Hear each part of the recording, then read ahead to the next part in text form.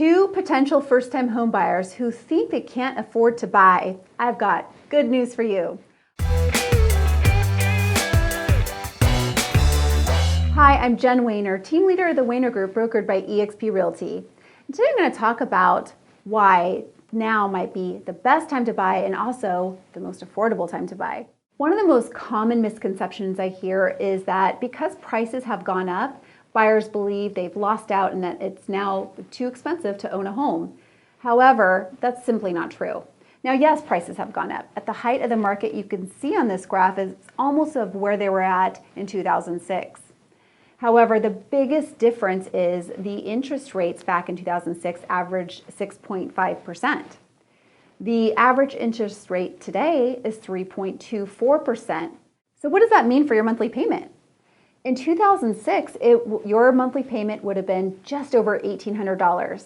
Today, it would be just a tiny bit over $1,300, saving you almost $500 a month for almost the same priced home.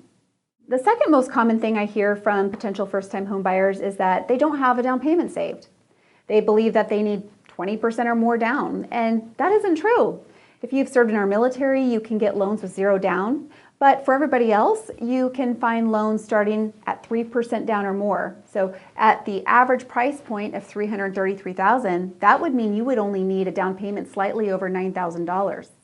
Now, I'm not a lender, but I work with some amazing lending partners that will never say no. So even if you have less than perfect credit, they can guide you on the right path where you are able to qualify for a home in sometimes as little as days, but maybe it's weeks or months. You don't have to have perfect credit, and it's with rental rates at an all-time high. Now might be the perfect time and actually save you a lot of money. I hope this provided a lot of insight for you. If you're looking to purchase a home, please reach out to us. And if you would, please like, comment, subscribe. I really appreciate it and promise to deliver more and more value. I'll catch you on the next one.